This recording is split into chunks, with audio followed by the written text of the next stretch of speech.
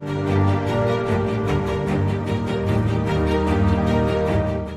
Glaxo share का part 2 है।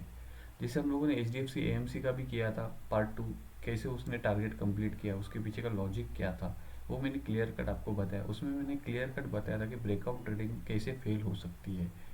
तो अभी इसमें हम लोग देखेंगे इसके प्लस पॉइंट्स क्या थे हमारे। जैसे कि ये वीडियो मैंने अपलोड किया था 5 जुलाई को, और मैंने बाय करने बोला था। यहाँ पर आप ये वीडियो जाकर देखोगे, आपको पता चलेगा क्या स्टॉप लॉस, क्या स्ट्रेटजी, क्या प्लान था, कहाँ पर सेल करना था, सब कुछ बताया है। इसका रिजल्ट देखते हैं अब क्या हुआ है। जैसे कि मैंने यहाँ पर ट्रेडिंग व्यू पे भी 3 जुलाई को पोस्ट किया हुआ था। ये यहाँ पर 4 आवर टाइम फ्रेम पे देखते हैं क्या हुआ। टारगेट कंप्लीट, एकदम simple trading, trend line base, एकदम सिंपल। तो हम लोगों को क्या बताया गया है कि जैसे ब्रेकआउट्स पे बाय करना है, तो ट्रेंड लाइन से भी डराया गया है कि ट्रेंड लाइन पे देखो, वेट करो, ट्रेंड लाइन ब्रेक डाउन होगा तो शॉर्ट सेल कर दो या फिर वहाँ से निकल जाओ। अब ये सिंपल ट्रेंड लाइन मैंने ड्रॉ की थी, ठीक है। और यहाँ पर मैंने क्लियर कट बोला था, ये price action higher high higher low बन रहा है, देख रहे हो आप। हाई, फिर हायर लो, फिर हाई, फिर हायर। जैसे यहाँ पर आया मैंने आपको बोला बाय करना है। अब यहाँ पर बाय करने के बाद थोड़ा स्टॉक नीचे आया और यहाँ पर लोग पैनिक हो जाते हैं, मुझे मैसेज करने लगे किया। लेकिन प्राइस एक्शन क्या बोल रहा है कि जब तक ये लो ब्रेक नहीं होगा तब तक वो डाउन ट्रेंड नहीं कन्वर्ट होगा। तो ये लो ब्रेक हुआ क्या, नहीं हुआ, और स्टॉक ऊपर चले गया। और लोग क्या होता है कि लोग ब्रेकआउट ट्रेडिंग करते हैं। देखो अभी ये यहाँ पर बाय नहीं करेंगे, अब ये रेजिस्टेंस ब्रेक होता है ना, वैसे अभी यहाँ पर लोगों ने एंट्री की होगी और देखो यहाँ से स्टॉक गिर गया। ये स्टॉक को मैं होल्ड कर रहा हूँ, इसको मैंने ना पार्शली बुक किया है, ना मैंने 100% बुक किया, कुछ भी नहीं। इसको मैंने, मेरा टारगेट इससे बड़ा है। क्यों? अब इसका प्राइस एक्शन मैं आपको बताता हूँ। आपको हमेशा स्टॉक का प्राइस एक्शन देखते रहना है। अब आप क्लियर कट यहाँ पे देख पा रहे हो कि ये मेरा रेजिस्टेंस है, इस लेवल पे रेजिस्टेंस है, लेकिन मैं डर नहीं रहा हूँ इस रेजिस्टेंस को। क्यों? यहाँ पर आप देखोगे, ये देखो ये पैटर्न दिख रहा है, कुछ inverse head and shoulder pattern दिख रहा है। हम लोगों ने एंट्री यहाँ पर की है, लेकिन अभी तक तो एंटर करने आएंगे लोग। तो आपको ऐसी स्मार्ट ट्रेडिंग करनी है। यहाँ पर एक आप इसको कब भी बोल सकते हो, एक बॉटम राउंडिंग बॉटम पैटर्न भी बोल सकते हो, कि जब ये कैंडल इसके ऊपर क्लोज होगी तो टारगेट कितना बड़ा है आपको दिखाता हूँ मैं। स्टॉक अभी चल रहा है 1607, देखो यहाँ तक कोई भी सप्लाई नहीं है। कितना लेवल है? 1800, देख रहे हो यहाँ पर। जैसे ही अगर इसके ऊपर ट्रेड करना स्टार्ट कर देगा स्टॉक, तो मेरे पास डायरेक्ट ये टारगेट आ रहा है 1800, क्योंकि यहाँ पर कोई ऑप्शन ही नहीं है, कोई रेजिस्टेंस पॉइंट ही नहीं है। इसके लिए मैं ये शेयर को होल्ड कर रहा हूँ। चलेगा, मेरा स्टॉप लॉस हिट होगा। मेरा अभी ये जो रिसेंट कैंडल बनी है 1848, मेरा बाइंग प्राइस ये है, फिर भी मैं प्रॉफिट में रहूँगा। लेकिन जो अच्छे ट्रेड्स होते हैं उसको हम लोगों को कंटिन्यू करना है एज पर प्राइस एक्शन। अब मैं आपको प्राइस एक्शन किस तरीके से देखना है वो दिखाता हूँ। अब मैं ये यहाँ से क्यों निकला, क्यों नहीं निकला हूँ। आपने लास्ट टाइम देखा होगा, ये जो सप्लाई था यहाँ से स्टॉक नीचे आया और यहाँ पे आने के बाद फिर से एक फॉल हुआ है यहाँ पे। लेकिन इस फॉल ने पहले मुझे बता दिया था कि ये रिजेक्शन है। यहाँ पे देख रहे हो आप, जैसी प्राइस ऊपर जाने वाली थी, इस कैंडल ने हम लोगों को बता दिया है कि यहाँ पर सेलर एक्टिव है।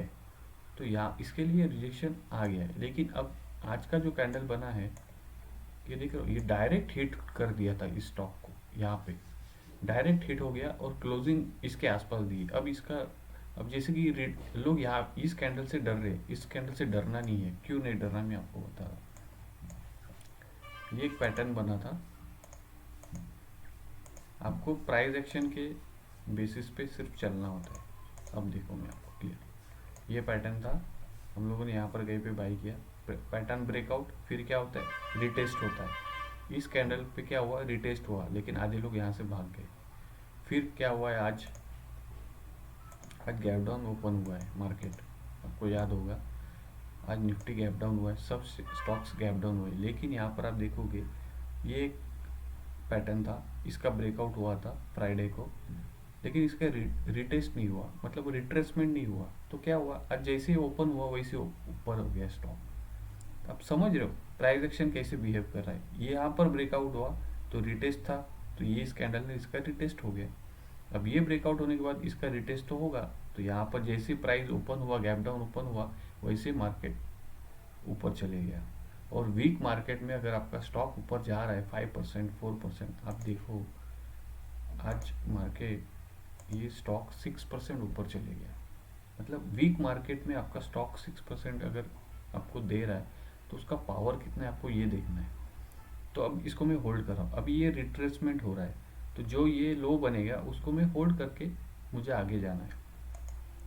तो ऐसे प्राइस एक्शन आपको ट्रेड करना। अभी वन डे टाइम फ्रेम में अगर मैं देखूँ तो देखो क्लियर कट मुझे यहाँ पर दिख रहा है, थोड़ा सा यहाँ पर प्राइस होल्ड करेगा और जैसे ये ब्रेकआउट होगा तो डायरेक्ट मेरा टारगेट 1800 है। उसके बाद में मैं देखूंगा कि 1800 पे क्या प्राइस एक्शन बन रहा है। तो ऐसे आपको ट्रेड्स करने, देखो ये 1800 के ऊपर और एक अच्छा पैटर्न बन सकता है और स्टॉक और ऊपर जा सकता है, तो होल्ड करो। आप लोगों ने देखा यहाँ पर कितना सिंपल एनालिसिस से आप एक स्विंग ट्रेड को कैरी फॉरवर्ड कर सकते हो। बहुत सिंपल होता है लेकिन बहुत पावरफुल होता है। अब आप यहाँ पर देख सकते हो कि ये जो ट्रेंड लाइन थी, हमारी एंट्री थी यहाँ पे, ट्रेंड लाइन यहाँ पर एंट्री, हमारा रिस्क कितना था, यहाँ पर मेरी ये एंट्री थी और ये रिस्क था 3%, सिर्फ 3%। अब आप कितने प्रॉफिट में वो देखते हैं, हम लोग कैलकुलेट करते हैं। अगर किसी ने एंट्री ली है तो अब तक ये 6% हम लोग को मूव दे चुका है। अब अगर ये और स्टॉक यहाँ से ब्रेकआउट होता है तो मेरा नेक्स्ट टारगेट 1800, जैसे मैंने आपको क्लियरली बोला है, क्योंकि इसके बीच में रेजिस्टेंस थी।